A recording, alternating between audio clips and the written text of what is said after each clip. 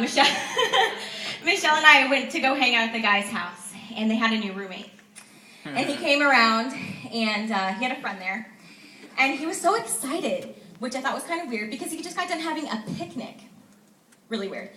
And I was like, what guy gets excited about a picnic? And I look at Michelle, and or Armando, and the only other person. But I looked at Michelle, and you could just see in her eyes, she instantly loved him. I mean, instantly. And it was really just a sweet time. And after that, we go on through the years. You guys saw that there were a lot of attendants up there. And that was just a smidget of the people who were praying for them during those 9 years. I think it was accurate representation because there was no way we could get all of everybody up there. But it was a good representation because that's kind of how it went. You know, Michelle really liked Nate, and she really liked him, and she tried to do everything she could to please him. She wanted to be the perfect girl, you know, and so she didn't talk. And and she tried really, really hard. I mean, there were countless days where Kimberly and I are like headed over to the guy's house to hang out, and Kimberly and I have to make small talk with the roommates. I still think there's a roommate who thinks I have a huge crush on him.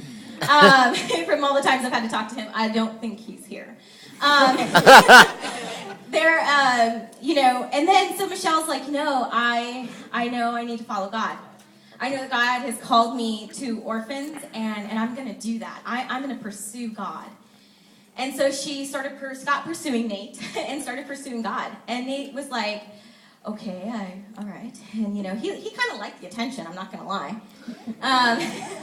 So Nate, you know, he kept hearing from Kimberly and I how amazing Michelle was, how she was just this awesome, godly woman. And he's like, are you serious? She never talked.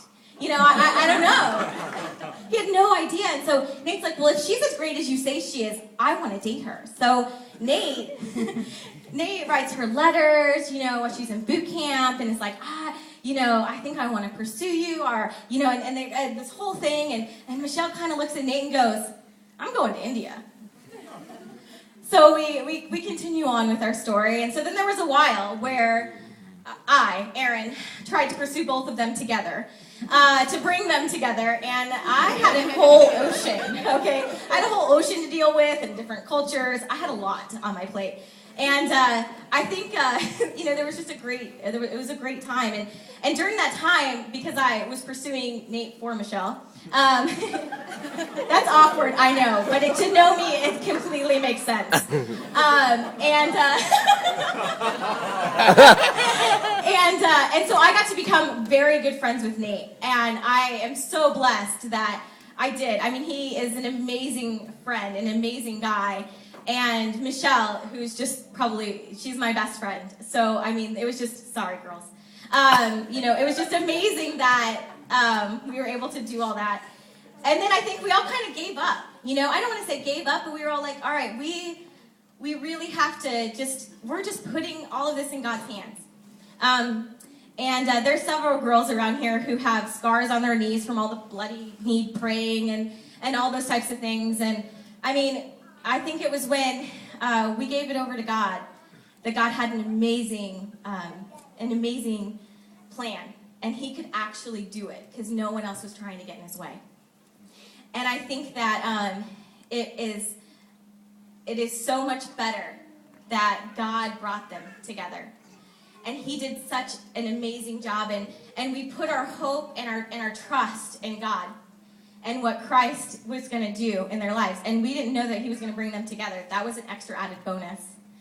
And when he did it in his timing, it was perfect. So I ask that you lift your glass.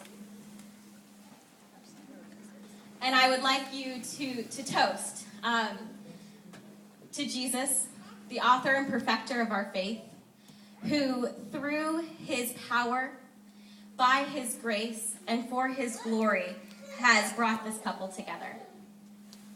Cheers. Cheers. Cheers.